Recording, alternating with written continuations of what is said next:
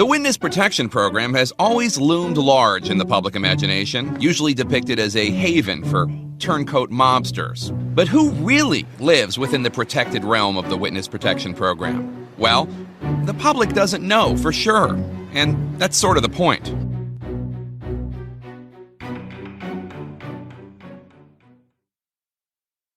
Real Crime Profile is brought to you by many sponsors who support our podcast, from Casper mattresses to Quip toothbrushes to Madison Reed hair color to Sunbasket to so many others. So please, when you hear our sponsor, do check out the promo codes and the special offers for our listeners, and also go to realcrimeprofile.com where you can get up-to-date information on our latest sponsors and the latest special offers they have for our listeners.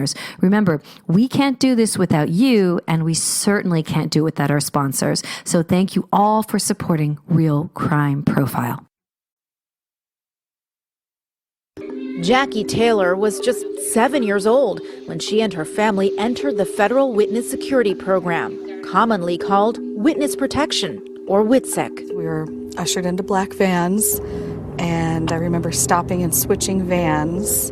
It's a program shrouded in secrecy, run by the U.S. Marshal Service. Witnesses in danger are protected, relocated, and given new identities in exchange for turning state's evidence against organized crime, cartels, or terrorist organizations. Hello, and welcome to Real Crime Profile. My name is Lisa Zambetti, and I am the casting director for CBS's long-running procedural Criminal Minds, where Jim Clementi, my other co-host, is my colleague. Now, you know I usually host this with Jim and Laura, and you also know that they are away on assignment right now on their super secret, fantastic reinvestigation. So, you know, I'm flying by myself, and I you know how I get, you guys. I get very nervous, like I'm going to let you down, like I'm not going to have anything interesting to say. But thank goodness one of my favorite people was available, and he came to my rescue. So also with me today is... Bobby Chacon. Bobby, baby! Hi, who are you? Oh, I'm Bobby Chacon, retired FBI. I work with Jim on a lot of projects, including Criminal Minds Beyond Borders, when it was on the air. Bobby was my colleague on Criminal Minds Beyond Borders, which was an amazing show. Sorry to see it go, but I'm sure there are other things. Sure. Working on a lot of new projects right now. Yep. And also with me today, because you guys know I need a wingman. You know I can't do this by myself, and I always think it's more interesting with three people. Also with us today is... I'm Paul Francis Sullivan. I am the producer of Real Crime Profile, and I'm also the host of the Sully Baseball podcast. And am I allowed to tell people how I know Lisa Zambetti? No. Okay, we're gonna just skip right past. No, I'm just kidding. You know, Paul is my bewed. Yes, I'm her. We be wed. You and I be wed, and I also produce the show. That's right. So one of the reasons that Paul's allowed to be here with me is that I wanted to ask Bobby about something that I know you all have asked me about, and that's the Witness Protection Program. And everything I know about the Witness Protection Program I learned from the movie Goodfellas, which I'm going to be talking about. And the only person that I know who knows more than anybody about, besides Martin Scorsese, about Goodfellas is Paul Francis Sullivan. Yes, it's one of my 10 favorite movies of all time, and it happened to come out my freshman year at NYU when everyone there was a Scorsese-ophile. Goodfellas came out like in September or October of 1990, and it played at a theater on 8th Street that was about a block away from our classes at NYU. And so it turned into what are you going to do after class day? I'm going to go grab a slice of pizza and then watch Goodfellas for the 70th time. I saw it probably 10 times in the theater. Wow. And that's amazing. The only other thing I know about the Witness Protection Program is the Steve Martin film My Blue Heaven. Yes, that's what a lot of people Which is also loosely based on Henry Hill. So in a way, Goodfellas is a prequel to the film My Blue Heaven. And Goodfellas is the first movie I ever worked on. Oh, really? Well, there you go. You worked on Goodfellas. I didn't know that. I didn't think you could be cooler. I was a very young FBI agent in the New York City office, and as you has it, you get the least desirable assignment. So I was put in a conference room for 10 hours a day, across from one of Scorsese's assistants and a writer, and I would have stacks and stacks of FBI documents that I would have to redact, which means I would take a big black marker and line out addresses, phone numbers, names, any kind of identifying information, and then I would turn them around and slide it over to them. They could read the document, make notes, and I would take the documents back and shred them at the end of the day. They were all copies of the originals. I was about to ask you, like, if you redact something here and that's not permanently erasing it. No, that's the record. right. A redaction is for publication. The original always stays, secured in the file, but you redact any kind of identifying information. And I did that for several months with the writer, and a writer's assistant actually, and one of the assistant producers on that movie. Because Henry Hill was a informant on my squad. So when I got to the FBI office in New York, I was assigned to a squad designated C17. C17 was the Lucchese organized crime family. That's what we did. C16 was the Gambino crime family. That was John Gotti. That was our sister squad. Our squad was Gaspipe, was Anthony Queso, and Vicar Musso. So they were the boss and the underboss of the family. So Henry Hill was a member of the Lucchese. He was an associate of the Lucchese family. So the Paul Sorvino character in Goodfellas was based on Vicar Musso, which was our boss. So when you walked into my squad area, we had a big chart of the Lucchese family, and the Paul Sorvino character would be at the top, and we had the underbosses there and things like that. So I've met him. I've met the boss. Because when one time we had a hit put out on him, we heard of a wiretap. Well, the FBI now has to go and notify somebody. In the old days, you didn't, then they got whacked, and then there was a lawsuit against the government because you didn't tell the guy. You had information that they were trying to kill him, which they're trying to kill each other all the time anyway. But we would go and we would talk to them. We'd go into their social club or they'd be playing handball down at the courts, and you'd walk up and say, we have information that we can't tell you how and we can't tell you what, but we have information there's a threat on your life, a credible threat on your life. And they'd look at you with this shocked look, this feign of shock, and say, well, I don't know why anybody would want to kill me. I'm a plumbing supply salesman, or whatever their cover was. And we go, oh, that's fine, but we need to let you know. We need to document this in our file. Oh, thank you. I'll let my lawyer know that you guys came by. Very gentlemanly, very friendly. But, so I've met the Paul Sorvino character and some of the other type of characters in that. And I used to field some phone calls at the squad from Henry, because Henry was already in the witness protection program when I got there. So all of that happened before I got there. So the movie was actually in pre-production, and so I was helping with a lot of the the administrative tasks that would had to go into the finalization of the bureau approving some of the script elements. Right. But when you tell them there's a hit on them, don't they know, like, oh my God, you must be recording them? I mean, doesn't that tip your hand on your intelligence gathering? Well, yeah, but it's a liability thing. We didn't used to do it until then liability started attaching, and so they started suing the bureau and the government for civil liability, because you knew the wife would sue because the husband got killed, and we knew the husband was going to get killed, kind of that kind of thing. It's when you have credible and specific information, you have to pass it on. Now, if you think about it, it doesn't tip our hand for them. It tips. Now, he knew that we had a wire up on his enemies. He knew we had a wiretap because he can figure out how we found out. Right. We either had an informant in that group, but it isn't his group. It's a group that's trying to kill him that we're following. So, as soon as we left, I'm sure they put their heads together and they started trying to figure out, where the information came from and who it was. But in reality, they probably already knew. They know who they're warring with. They knew who they have beefs with, so they know kind of, who's coming after them. This is just like a confirmation that, yeah, there's a hit being planned. So it may speed up their defenses and stuff, or their aggressive, actions towards the other.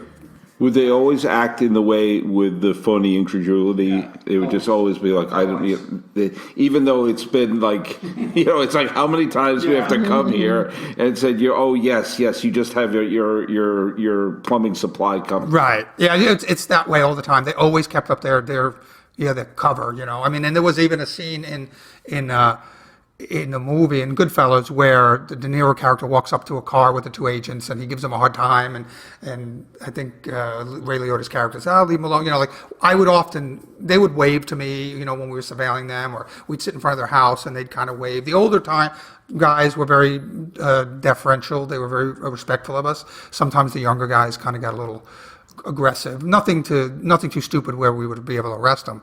But they'd curse at you and stuff. When the older guys, the older mafia families, they knew it was only business. I'm there. It's my job. He's there doing his job, whatever it is, and it's just part of the game that they played. How active is the Cosa Nostra now? I mean, it seems like such a throwback thing. Yeah. You don't really hear about it anymore. It's much less active now, I think. In the late 80s, actually, around the time Henry came in, which was the mid 80s, from the cold and turned.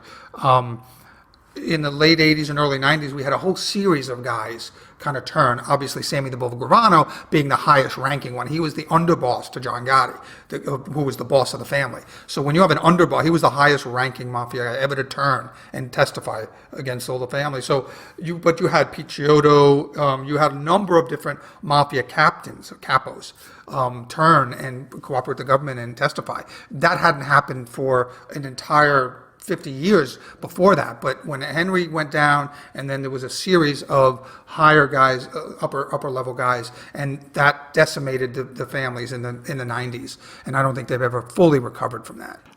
That's right around the time I moved to New York. I moved there in the fall of 1990, is when I was a freshman at NYU.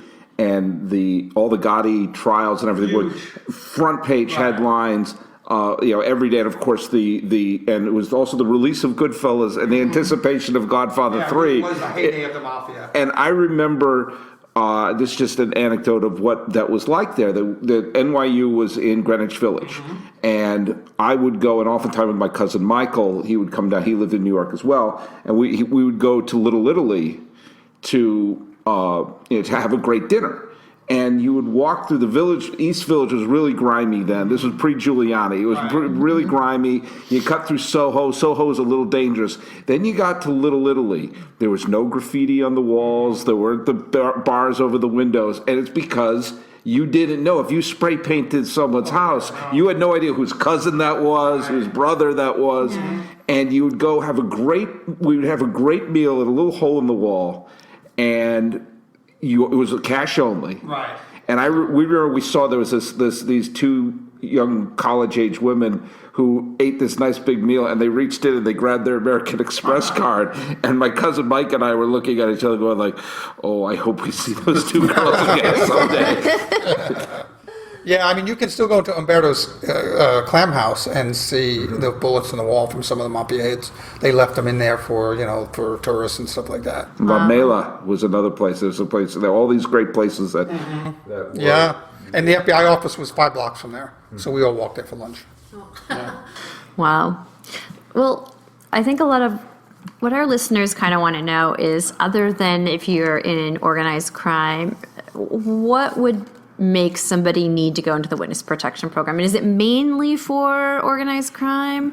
No, I mean, that kind of glorified the program. The program actually started in like 1970 or 71. The law was passed in 1970. The program was then funded in 71. The program's actually run by the U.S. Marshal Service, not the FBI. But any federal agency can put people in there, but you have to apply. You have to apply to the Marshal Service, and there's an application process that happens, and it takes a long time to get somebody approved. In the 70s, it was a lot of white-collar criminals, and then now that's actually come back around with the Madoff stuff and the Enron stuff. So, it was actually geared a little bit towards these white-collar criminals. And then later it became a thing for the mafia guys. And then I put a number of Jamaican drug dealers, Jamaican drug kingpins, Colombian drug dealers, kingpins into the program.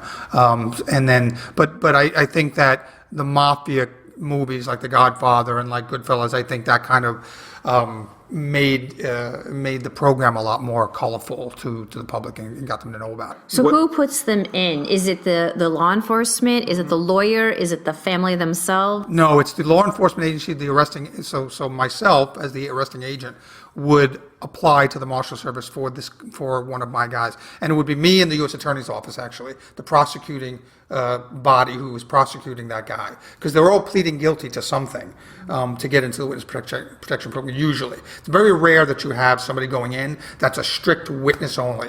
It's almost always what we call a cooperating witness, which means they're a bad guy, but they're cooperating and being a witness for us. It's very rare that it's just a regular witness, although a regular witness can go in.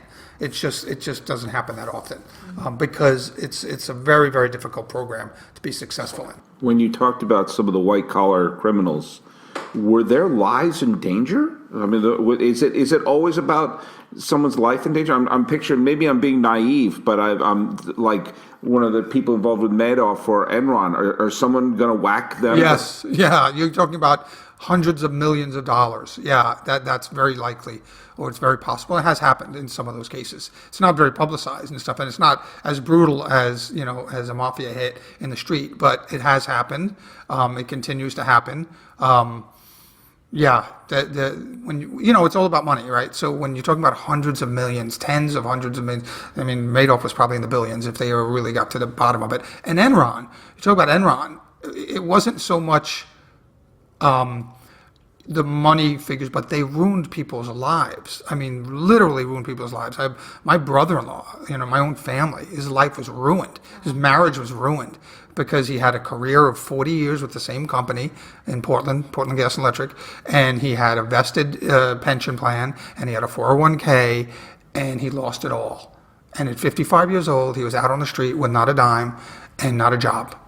And what do you do at 55 years old when you've lost everything? And everything you worked for has been in that 401k and that pension fund. And Enron came in 18 months, they bankrupted his company. That puts people in a much desperate situation. People have committed suicide over those things. And harming people that were responsible for that is not beyond the pale. So it's not so much that that they're getting rid of a witness; they're just getting revenge. Right. So that's why they're in danger. Right. Yeah. If they're going to testify in open court, they're going to reveal themselves. First thing you do as a witness, you have to admit all your bad stuff. That's what the prosecution makes you do, so that the defense doesn't have the gotcha moment.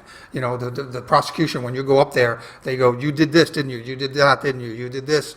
So you try to get everything the guy did as a witness up front. And then explain why he's, so the defense doesn't have any kind of surprise. So in admitting to all that in open court, there's going to be people that aren't going to like you so much, So you're protecting your witness that way. It's not necessarily from a co-defendant. It's from somebody that witnesses on the stand admitting he ruined their life.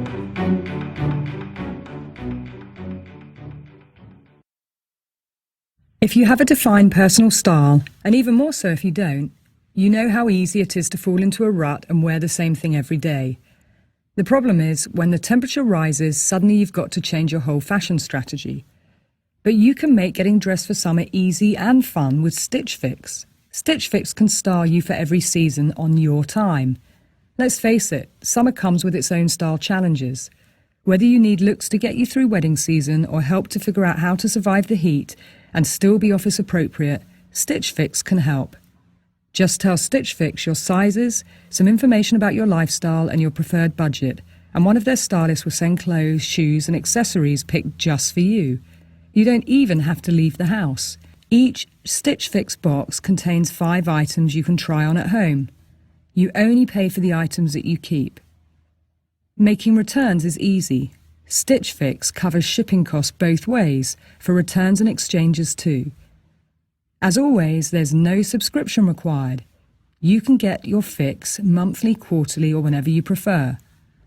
Get your first fix now at stitchfix.com/realcrime and get 25% off when you keep all 5 items in your box. That's stitchfix.com/realcrime to get started with Stitch Fix today. stitchfix.com/realcrime. Most of the more than 18,000 people in witness protection are not witnesses, but actually family members of witnesses, many of them innocent bystanders caught in the middle. And how willing are most of these people to going into the program? Do you have to convince them like, hey, you are in danger, you need to enter this? Or are they, I mean, how does that all? It's a process to convince someone to go in, because when you actually sit down and talk to them about the program, and the reason why most people are not successful in the program is it's just like you can imagine. They tell you you're not allowed to have any contact with anyone in your previous life. Anyone. Brothers, sisters, nieces, nephews, moms, dads, nobody.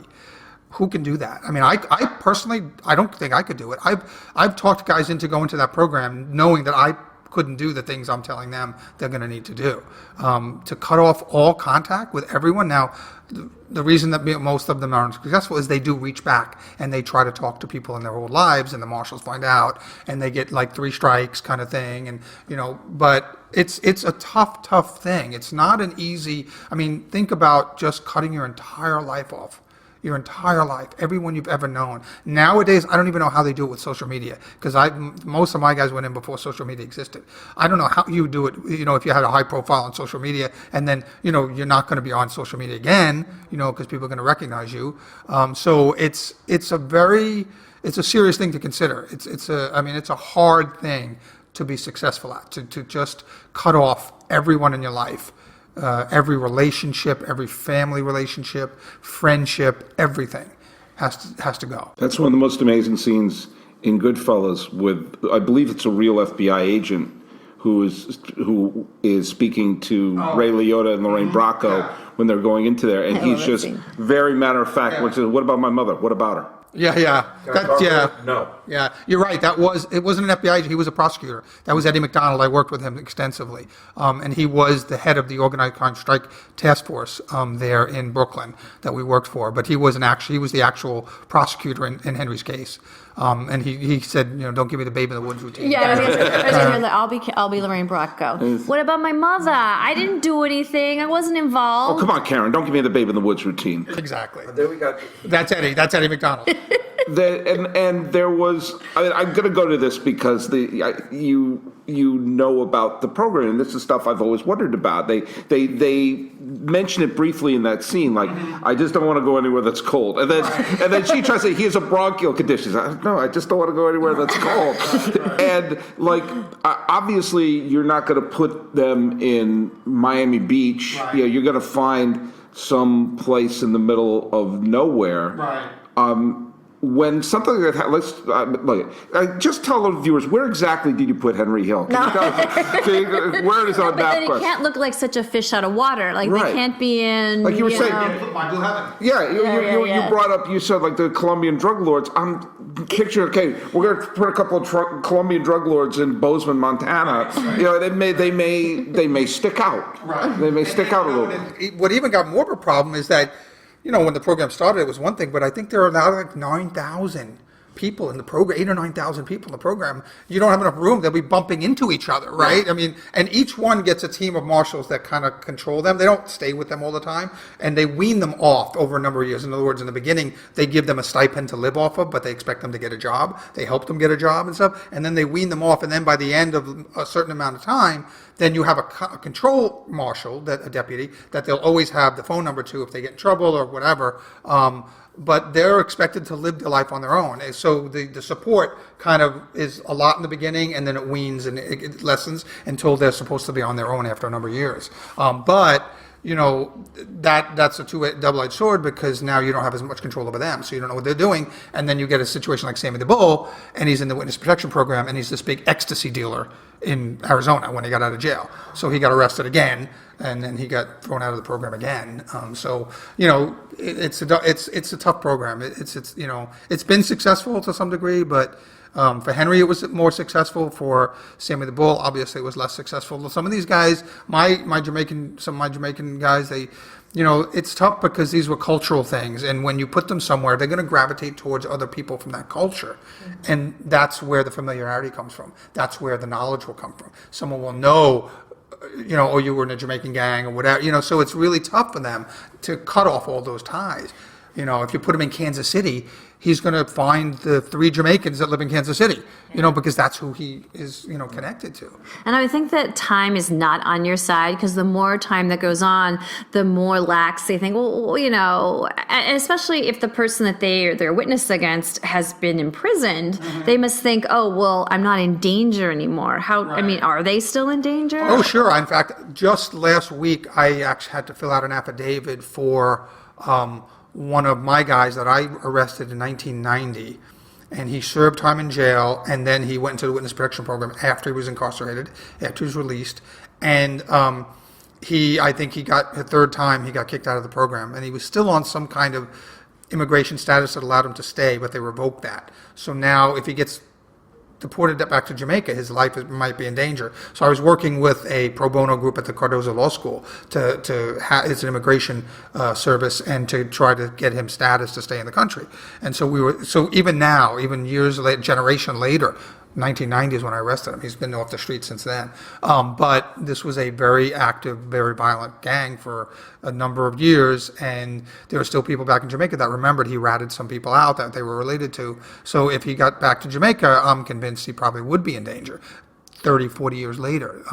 So you still get that. I mean, you still have those issues. And the person in the program normally has that marshal, and they have a number they can call. They'd be patched through to me. So they can still call me. I still get calls once in a while. It's obviously less and less and less now. But my wife still laughs when she hears me flip over into my Jamaican patois that I speak, because I'm speaking to one of them, and she can't even understand me when I'm speaking to them.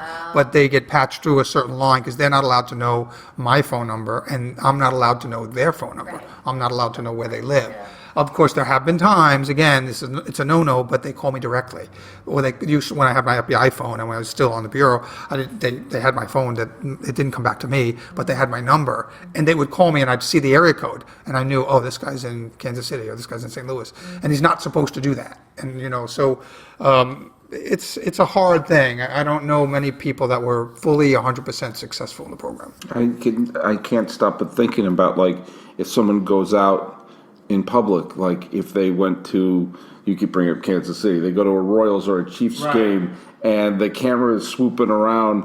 I have a couple of friends of mine who wrote a very funny script about 2 people in the witness protection program, and they win the publisher's sleep, and the cameras show up at their house, so they all of a sudden they're revealed at this address, and then you see their faces. You would think in this world, I mean, we have our social media pages up right now, even as we're recording this, that there's someone in these witness protection programs going to post a selfie at one point. Right. Yeah, and like I said, I don't know how the marshals deal with it now with social media, because and it's not only them, but imagine a guy goes in and he takes his family into the witness protection program. Now you tell his 15-year-old daughter she can't be on social media. How's that going to play? Right? Kids, they live on social media. Be successful in college. I mean, like you all of a sudden that the kid grows up to do something not necessarily legal, but like become successful. What they do, does that expose the father or the mother? Right. Yeah, I mean, I remember when I was working on the Lucchese squad, we had a cooperating witness, and he was working for us. So we wired up his office, and nobody knew. And then somehow they found out, and we got a call from him, panicked call. He was racing towards our FBI office in Queens, New York. And he was like, they know I'm a rat, they're coming to get me, blah, blah, blah. So this was a very spur of the moment thing. We had to squirrel this guy away. I was not part of that team, but they had not started the application for the witness protection program for him yet. They started the initial paperwork, but it wasn't too far into the process. So I got, again, the new guy, one of my tasks was take this guy, me and 3 or 4 other agents. We had a safe house up in the Poconos in the mountains of New York, upstate New York, and it was an A-frame on a lake, and we took this Italian guy up there, and we were basically babysitting him for 3 or 4 months while the marshal's paperwork went through. 3 or 4 months? Yeah, 3 or 4 months, because part of the process is they have to be interviewed by three different psychologists, because they have to be, screened whether they're going to be able to be successful, whether they're doing it to get into the program, to maybe try to find other people that are in the program. There's a whole bunch of different things that they have to pass three different psychological interviews and stuff. So all of that takes time. And so here I am in an A-frame on a lake, beautiful place, and he's cooking. I was thinking Paul Sorvino, the razor and the garlic. And the garlic, yeah. But Don't use too many onions. Not too many onions. they always put too much onions. Yeah. But this guy would sit there every night, get on the phone to his wife, spend an hour trying to talk into the program, and she's like, "No way!" She's cursing at him. "You ratted everybody out. My family is disowned us." And it was like, it was kind of like the initial scene when Henry goes to jail for the first time, and Karen's out on the street and no one's helping her, and she's crying. So he's talking to his wife, trying to convince her to come into the program. And an hour, and she's not having it. She's a tough old Italian girl, and she's not having it. He slams the phone up, and he's like, "You're the only woman, I love you," but and he's like sitting there, and he's got this dejected look on his face. And all he does is pick up the phone without missing a beat, dial a number, and it's girlfriend number one, and he gives her the same speech. She's the only one. They come in, and they'll protect us. We'll have a new life together. Blah blah. The same speech, and from what I hear on the phone, he's getting the same reaction back. She's not having any of it. Boom, phone gets slammed down. Picks it back up. Girlfriend number two calls her. Girlfriend number three. He must have called like half a dozen women, to try to get them to come into the program with him. Because here he is, this, aging mobster. He probably doesn't have a lot of game left. He's going to be put into some environment that he's not familiar with, and doesn't want to be alone. But it was kind of an eye opener watching him try to sell them, and none of them were having it.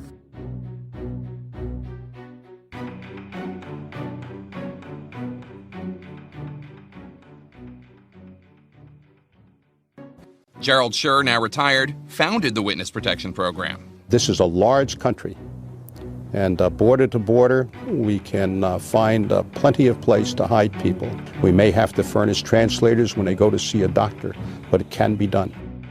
So you said something about the psychologists have to pre-screen them, but once they're in, it seems like they would need even more counseling. Yeah, I think that's part of, I don't know what the marshals provide. It's kind of an interesting thing, because once you release them into the program, you don't hear back from them for almost forever. And the marshals don't talk to you. And I think that's part of the reason they want the least amount of contact, even from us, because you never know who's watching or who's tracking you. Or, so it's really like a black hole, as it should be. Once they're in. You don't hear from them. You don't know where they are. You're not supposed to reach out for them.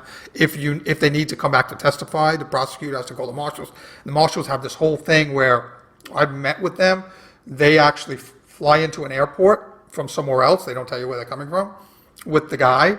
You fly into that airport, you meet in the airport hotel, you interview him, you prep him for his testimony. They bring him back to wherever he is. You go back to New York. I went back to New York, and then, because you have to prep a witness a couple of different times, and then when he comes for testimony, they bring him, through 3 or 4 different airports, fly him into they fly into Philadelphia, and they'll drive him into New York. They do a whole bunch of stuff like that to protect the guy. And so I've been involved with that, where the guy's already in, and I've had to fly to an airport hotel, and they fly in with them, and they don't tell you where they're flying in from.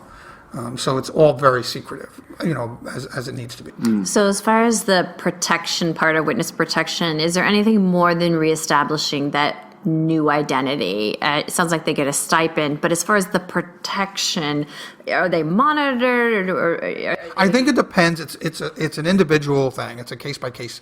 Most of them, the overwhelming majority of them, don't need that kind of protection, because the whole premise of the program is you're putting them somewhere with a new identity where they're going to blend in, and they're going to just assume life. If you've got 5 guys in dark windowed SUVs all around this neighborhood, that's going to defeat the purpose. That's going to bring attention. You don't want attention. You want them to just blend into the background. And so that's how usually they do it. Now, so many bad guys have actually gone into the program, like Sammy the Bull. And one of my Jamaican hitmen that I put in there, he did 10 years in jail. And so much of that was happening.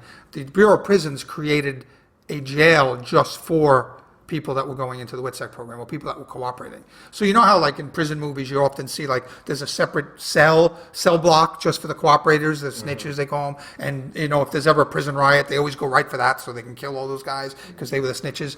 So what the Bureau of Prisons did, the Federal Bureau of Prisons, they created a whole prison. Every inmate in that prison was a snitch.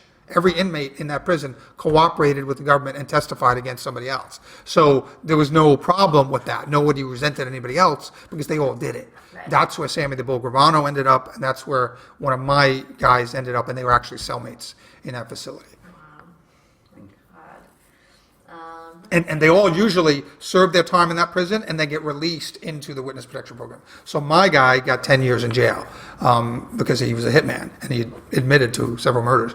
And so then after his 10 years, then he went into the witness protection program upon his release from incarceration. He didn't get a free ride. He did 10 years in jail first.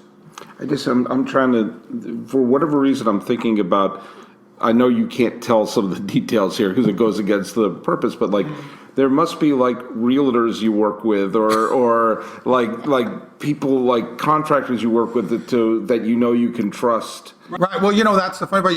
You're right in that I can't tell you, but it's actually so secret. They wouldn't even tell me that. Like I don't even know that from personal experience. I can surmise the way they might do it because the way we had safe houses and stuff, we had safe houses squirreled away in a similar manner. I was assuming they do stuff like that similarly. So yeah, I think that, but I think that they probably establish businesses. The FBI has business, it's called backstopping, and it's a business, and it's a private business that's established. It's been in existence for many years, and like when I was an undercover, that's who provided me with my employment history, my credit reports, and things like that. So we have established businesses that anybody looking out from the outside in, it looks like a very legitimate business that's been in operation for a number of years. Now, I'm sure the marshals have something similar so that when they're buying a house and like that, they don't tip their hand, that it's the marshals buying the house or something like that.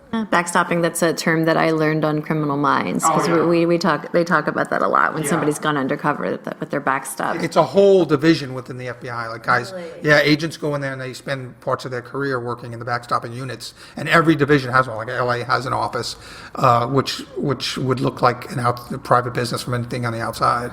Nobody would know, and if you walked in there, they would probably give you some fake story because they don't want walk-ins, but they have a walk-in, just in case somebody came in and said, hey, does Joe so-and-so work here? And they could say, oh, let me see. Yeah, he works here, like that kind of thing.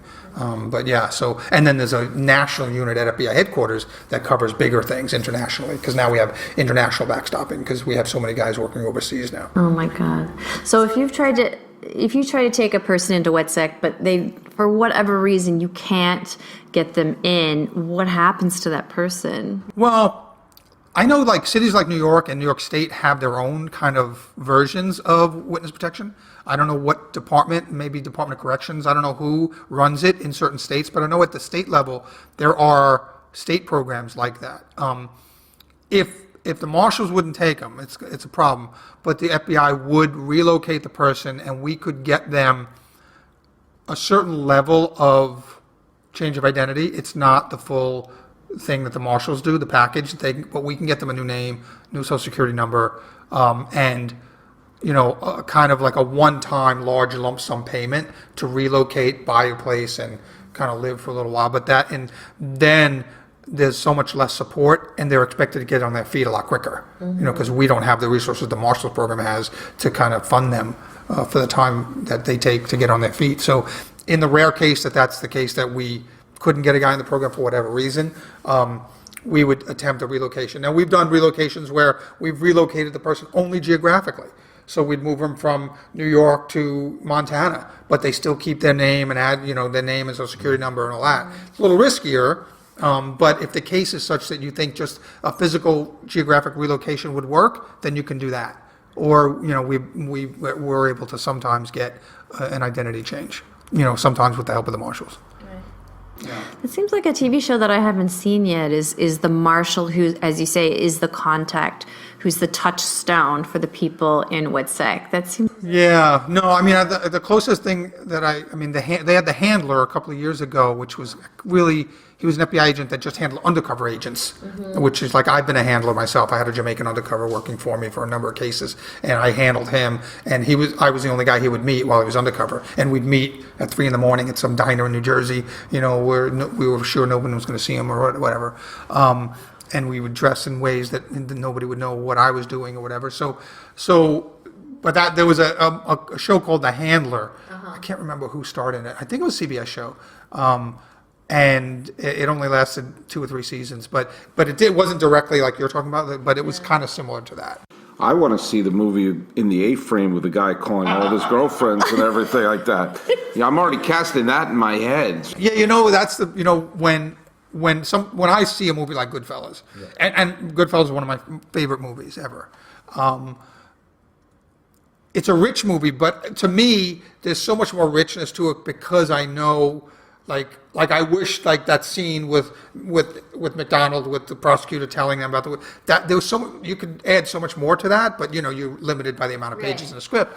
But there were so many different other ways in Henry Hill's story that could have been told, and been just as entertaining, but I guess you have to make those choices as a writer or something, or a producer has to make those choices because there's only a certain amount of time. But that movie could have been, to me, twice as long and just as entertaining, because there's all these different things that happen. I think they ran out of time because at the end, when Henry comes off of the witness stand and breaks the fourth wall and starts talking to the camera, I think that was a sign that, hey, let's finish it up here because we're running out of time. I read once that talked about a different great gangster film. I read once that The Godfather, which could be my favorite film of all time, is not based on a lot of reality. There's a lot of people saying that was basically the idea of these mafia families being like these dignified kings and everything was an invention of Mario Puzo, that he was basically just trying to tell a story of nobility in America,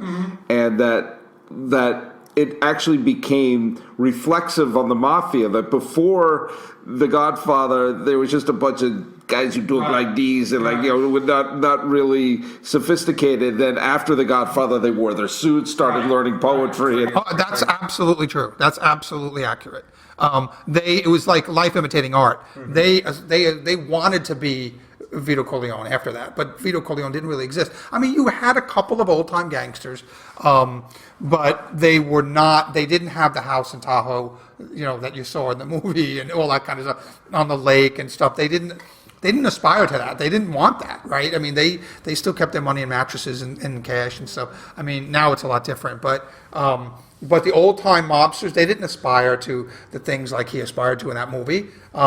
It just wasn't part of their life. But you're right. After they saw that, then it actually became like, this is the way we should be living. Look at how good Vito Corleone has it, right?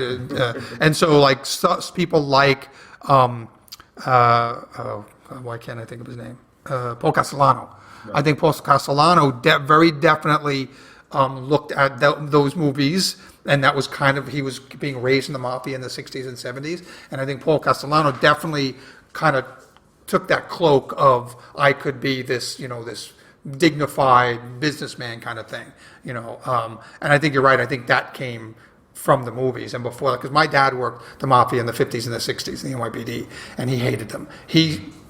He wouldn't even watch The Sopranos. He was like, that glorifies it, makes them look a lot smarter. And The Sopranos didn't make them look that smart. Yeah. But my dad was like, that even makes them look smarter than they actually are. And when I was on the wiretaps early in my career, when I listened in on their conversations, I mean, a lot of them were really dumb. And these were guys that knew, like you'd know their names if you were reading the newspaper and stuff. And they would just, especially when they talked about football, they were taking hundreds of thousands of dollars in bets, millions of dollars in bets for the Super Bowl. Around the Super Bowl, everything became like really busy, and you'd hear them talking about football, and they knew nothing about football. But they would. I think they thought they knew about football, and you'd hear them have these conversations about football. But what they were saying was ridiculous. It was utterly ridiculous. I read. I don't remember who it was. It was something I saw about Gotti. This is around the time I was at NYU, and there was Gotti was constantly in the news, and there was someone who was, I think, was an FBI listening in on the wires,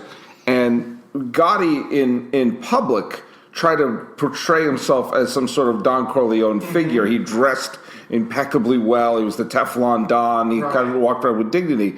But the guy said he was listening to on the wiretap said, this is a man with no imagination how he talked. Everything was motherfucker this, motherfucker that. And that he said he would bet on anything. Like if two like cockroaches were on the ground, he said, I'll bet you the one on the left gets to the end of the wall, gets to the wall first. And so he would bet on that. Like he was just a degenerate gangster, or degenerate gambler dropping F-bombs, but wanted to portray himself like he was Brando. Yeah. He tried to wear that cloak of class, and it just didn't work. I mean, it didn't work. And he was the most famous mobster, but he was very short-lived. I mean, Paul Castellano, the guy he killed to take over, ran the family for decades. And then Gotti comes in, and he's only there a couple of years because he wanted the publicity. He liked the publicity. He liked the spotlight. And that was his downfall. I always thought that Joe Mantegna's character in Godfather 3 was basically the answer to John Gotti.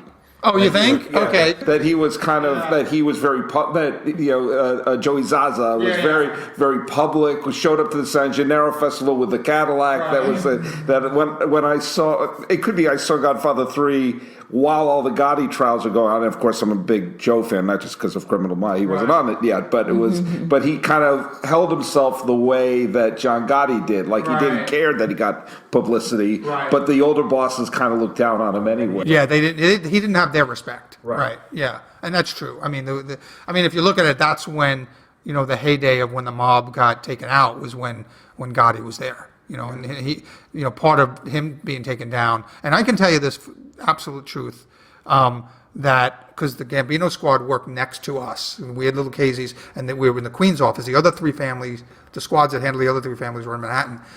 We sat next side by side, our squads. Those guys, and it was the time Gotti was ascending to power and was in the news, and they worked extra hard to get him because of how he was in the press. And now, I'm not saying agents don't work hard. We all worked hard. I worked hard. My squad worked very hard to take out the Lucchese family. But when you work all day and you go home and the guy you're attempting to get is on front and center and acting like a big shot on TV, that's just a natural motivator. Yeah, and you get, I'm not saying they worked any harder than we did, but they were certainly more motivated because he was basically thumbing his nose at law enforcement and at the government and everything. Well, that's what he was, the Teflon. They called him the Teflon Don because everybody knew. I knew. I just got there from Palo Alto. I knew who he was. Sure. Everyone knew who he was, and but they couldn't get him. They couldn't arrest him, But he died in jail. He died in an 8x10 concrete closet. That's where he took his last breaths. So he wasn't. It's so tough. The Teflon wore off after a while. It's like that non-stick coating on a pan. You use it a while, it's gonna tends to flake off under pressure. Because he wasn't as smart as he thought he was. Right. Bobby, any of the people you've worked with that you've put in the program, do you have any emotional connection to them at all? When you work with them so long to get them protected. I mean, and I'm sure that most of them are just horrible guys. But do you at all connect with them? Sure. I mean, look, like the guy that I spoke about earlier, who's they're trying to deport him now, and I'm working to get him to stay in this country. He turned his life around. He was a bad guy. He was a corrupt Jamaican cop first, probably killed people in Jamaica, came to the U.S. and was basically a muscle in Brooklyn for a drug organization. And, but I developed him as an informant in the street. I was working him for a number of months and years. And, he was a key cooperator in my case. I took out a very large international violent narcotics organization based in large part on his testimony. And he was successful in the program. He ran afoul of a couple of the rules and he got kicked out. But he's a guy. I mean, these guys are never your friends, but I always liken it to friends of mine who worked crimes against children. And when I arrested these guys, some of these guys, you arrest them first thing in the morning and you're with them all day, processing, and you have lunch and you basically have dinner and you're waiting to see a magistrate. It's an all day affair and you're tired because you've been up for days. And I could develop a rapport with somebody like that. This is a kid who, especially in Brooklyn, they were making economic decisions. They didn't have any educational opportunities. And they saw people driving BMWs and that was the lifestyle to get into. It was an economic decision. And so, I could almost understand where they were coming from. And after a while, if they agreed to cooperate and wanted to turn their life around, I would do everything I could for them. However, if I never did crimes against children, but my friends did, and we talk, and to arrest somebody that is successful in business or whatever, but is targeting children, maliciously and doing extremely terrible things. That's a person I couldn't spend a day with and buy a Coke and buy a sandwich and have lunch with while we're waiting to see a magistrate in the hallway of some courthouse. That's just not something I could do. Right. So I won't say you ever become friendly with these guys, but one guy that I put in 3 brothers at one point, and they were all separated, obviously, but one of them went to jail first and then was in the Woodsick. But he got into a ceramics class, and he would send me ceramic pieces that he would do in jail. My FBI desk had like 3 or 4 or 5 different, like little, one was a Buddha, one was an elephant with its trunk up, and he would put a little card into it, and he'd say that I saved his life. He'd probably be dead if I hadn't arrested him, and gave him the opportunity to turn his life around, and now he was doing this pottery stuff. Of course, people are like, check inside, there's probably drugs inside, or it's probably painted with some kind of poison that it's going to leak out and infect you or whatever, and they would bust my chops about it. But so you do develop that kind of relationship where there was one guy, he couldn't. Unfortunately, he wound up killing himself years later after he got out, but he was so thankful to me for turning his life around. And he got out and became like a half-baked like music producer. He was trying to make a living and I think he got hooked on drugs again, and he couldn't get the monkey off his back. But he was a guy that I would talk to as a person, not an animal, not a criminal, just as a person, and tried to, what are you doing with your life? How are you getting yourself straight? Can I do anything else to help you? Kind of thing. There's not a one-size-fits-all kind of criminal. I mean, I wonder, did you ever get blowback from the victims' families for putting so much effort into getting them away, or No, I mean, I don't know if it's designed that way, but it's kind of like we were separated from that. You know what I mean? We have victim witness in the FBI. We have victim witness coordinators and people who specialize in dealing with victims and getting them the resources that are available to victims and things like that. We don't kind of get involved in that. And I don't know why, it's just the way it's structured. And my relationship has to be with the bad guy, be it good or bad, be it if he's going to fight me and I go to trial with him, or be it he's cooperating, he's going to be a witness for me. That's the relationship I have to have. The witnesses are handled by, a lot of times, victims by the prosecution, and there's people in the prosecutor's office that handle that, and there's people in the FBI that handle that. It's just my investigation was always, now, don't get me wrong, like when I moved into forensics and I was doing the dive team, I was all about the victims. That's all we did. We were looking for victims underwater. And, so that was a change. But when I was an investigator focusing on the bad guys, yes, there was, we looked at the victims, but we got the victims in touch with the people that they needed to be in touch with, who could get them the resources and all the things that were available to victims. But I didn't get much blowback. I mean, I know like there's times when I've heard like the mafia guys, when you put a hitman behind bars and all the people he killed now come out and say, hey, why did you get him such a great deal? He killed my dad. I know those things are out there. Those stories are out there. And, I don't have any personal relation with that. Most of my guys, even the guys that were killers, most of the people they killed were other drug dealers. It was a drug dealer on drug dealer crime. You know what I mean? And so there weren't many sympathetic victims in the cases in the murders that I went to trial with. Most of the people that got killed were killers themselves. Yeah. Oh, baby. Sasha, you have to relax. Does Sasha have a question? I was just thinking, Bobby, last week I was speaking to Detective Christine Manina, who's Christine. You? Yeah. Oh, okay. We met her at CrimeCon. Yeah, I didn't meet her there. I guess you guys met her, but Yeah, sure. I had a Skype with her last week, and she was talking to me about how hard it is to have her witnesses come forward, and they have, compared to what you're telling me that your mafioso protection has, these witnesses have zero protection. I mean, you basically can give them advice, but they don't get their That's okay. Okay.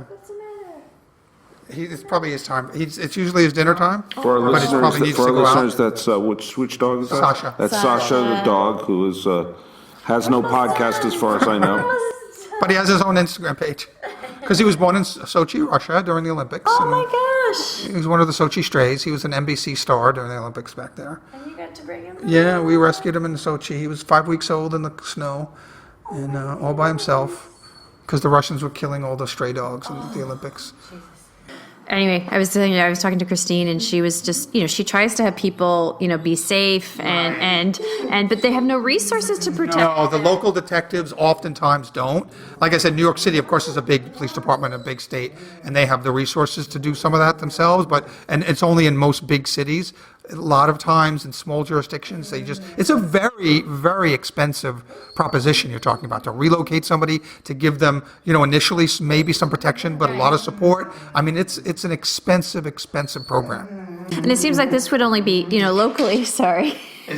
Scratching the chair now. Here, come here. That locally, it wouldn't be as expensive because this is temporary. I mean, protecting one of her witnesses so they can actually testify, but they still, and a lot of times they don't believe that they're really in danger, that they can sort of outrun it. And she said, anyway, okay, what do you want? I think you probably have to go out. Oh, okay. Should we wrap? Well, if that's ever a sign to wrap up the episode. Well, Bobby baby, it's so good to see you. Thank you very much for and having thank me. you for coming on. And we could talk about so many things. There's so many things to talk about. You started with Goodfellas. That's one of my favorite movies, and I actually had some role in the movie, in the pre-production. That's right, Karen. Stir the sauce. I have a friend named Karen, and I can't talk with her without going, Karen, why did you do that? Where's my hat? I gotta get my hat. Well, Karen didn't want the hat. No, I know. Anyway, we could. The cross, lose the cross, right? Lose the cross. Lose the cross. You're half Jewish, just the good half. All right, Bobby baby, we're gonna sign off, and I'm sure that I'll have you on again. Thank you so much. And this is RCP signing off. If you like our podcasts, there are a few things you can do. You can take 2 minutes and go to Apple Podcasts and leave a 5-star review. You can also check out all Real Crime Profile offers and promotions and our sponsors in our show notes. Another thing you can do is go to Facebook and like our Facebook page, and you can also follow us on Twitter at Real Crime Profile without the E. And one last thing, please tell your friends, family and colleagues about us and spread the Real Crime Profile word. Thank you so much for listening. We really appreciate all of our listeners. Real Crime Profile is produced and edited by Paul Francis Sullivan. Sound engineering by Mike Thal. Music is composed by Simba Tsumba. Logo art by Jim Clementi. Real Crime Profile is produced by XG Productions and distributed by Wondery. For advice and support if you're experiencing stalking in the UK, you can contact Paladin National Stalking Advocacy Service on 0203 866 4107. Or you can go to the website where there's a lot of information and advice that you can follow on www.paladinservice.co.uk. If you're experiencing domestic abuse, you can call the National Domestic Violence Helpline for free on 0800 2000 247. In the US, if you're experiencing domestic abuse and need advice, shelter or counselling, you can call Genesis, the 24-hour hotline, on 214-946-4357. You can also go to their website for further advice or support, www.genesisshelter.org. And there's the domestic violence hotline on 800-799-7233.